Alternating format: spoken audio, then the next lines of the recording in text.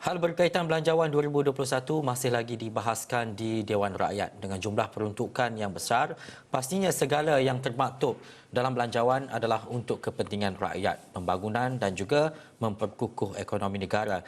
Bagaimanapun, hal ini pastinya mendapat pandangan pelbagai pihak untuk menambah baik apa yang telah dibentangkan sebelum ini. Dan kalau nak melihat kepada pengumuman semalam berkaitan dengan KWSP, pastinya ia mampu memanfaatkan lebih 2 juta pencarum yang terjejas dengan pengeluaran akaun satu akibat pandemik COVID-19. Situasi, keadaan dan juga bagaimana jalan belanjawan 2021 ini sehingga minggu-minggu mendatang untuk kita saksikan sama ada ia diluluskan ataupun tidak di Dewan Rakyat. Kita nak terus sahaja bersama dengan Profesor Dr. Siva Murugan Pandian, Penganalisis Politik Universiti Sains Malaysia USM. Selamat petang, Prof. Prof, melihat kepada situasi dan juga keadaan semasa, terutamanya melibatkan semalam apabila KWSP mengumumkan berkaitan dengan pengeluaran akaun satu. Reaksi awal Prof berkaitan dengan perkara ini, dan ini juga antara desakan yang dimainkan oleh parti politik, orang perseorangan dan juga mereka yang terjejas akibat pandemik COVID-19.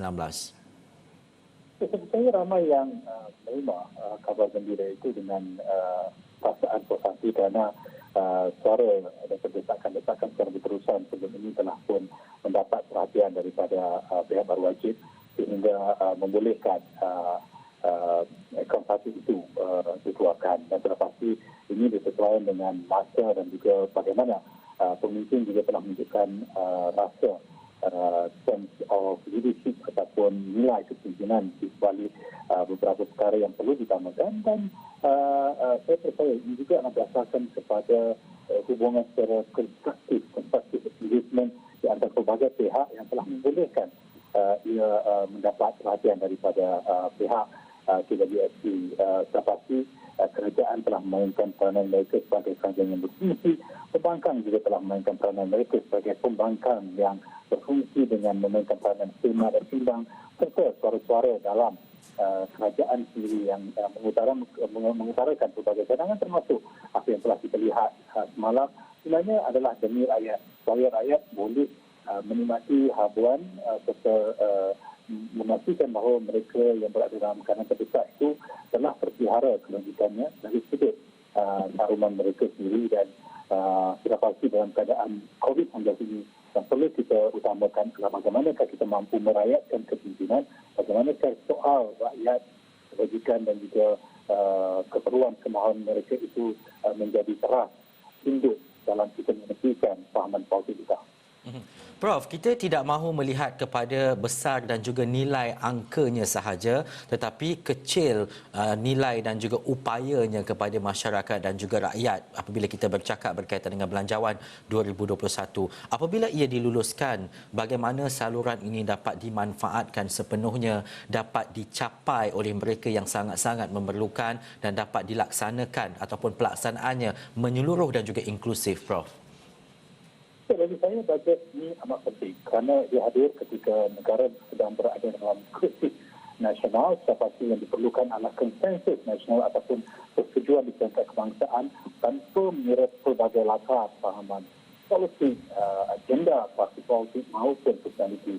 Sebab itu saya rasakan bajet kali ini pasti adalah yang bersifat inklusif, merangkumi pelbagai kumpulan masa, tidak kisahlah daripada kanak-kanak, remaja, belia, warga mas, wanita, lelaki.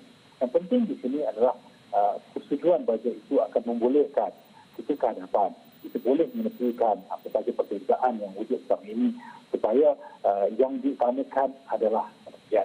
Bermakna perdebatan yang berlaku sejak beberapa minggu selepas bajet digunakan persetujuan adalah bukannya untuk melihat sama ada kerajaan itu lemah atau tidak, bukannya untuk menunjukkan sama ada pembangkang itu kuat atau tidak, tetapi bagaimanakah dalam keadaan krisis nasional kita boleh bersama, baik kerajaan ataupun pembangkang, dan bagaimanakah kerajaan sendiri bersifat inklusif untuk mengambil kira pelbagai pandangan di dalam agenda membesarkan bajet ini.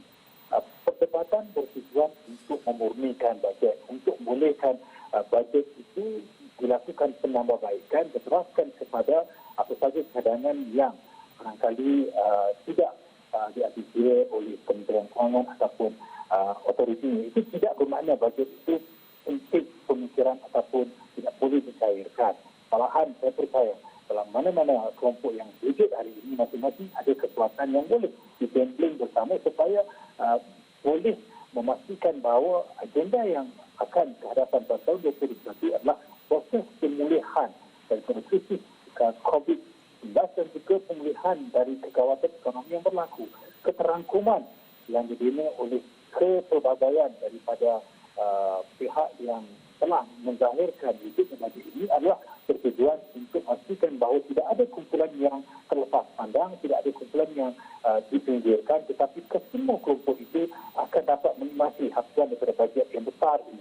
Jadi bajet ini bertujuan bukan untuk membolehkan kerajaan membawa ke hadapan agenda mereka ataupun berbangkang teguh membawa agenda di dalam usaha untuk terlibat di dalam proses perdebatan, tetapi akhirnya matlamatnya adalah supaya rakyat akan dapat kembali bersama dalam proses pemulihan yang cuba dilakukan, dan yang paling penting adalah selepas diluluskan bajet ini adalah proses pelaksanaan. Kita mahu melihat hubungan resiprokal yang saling lengkap-lengkapi di antara pihak yang merangka, melaksana dan tujuan sasar supaya ia tidak tersasar. Tapi yang lebih besar adalah yang bagaimanakah hasil akhir nanti akan menggambarkan bahawa pelaksanaan jelas untuk mendekati ke semua kelompok dan dengan asas bersifat inklusif tadi.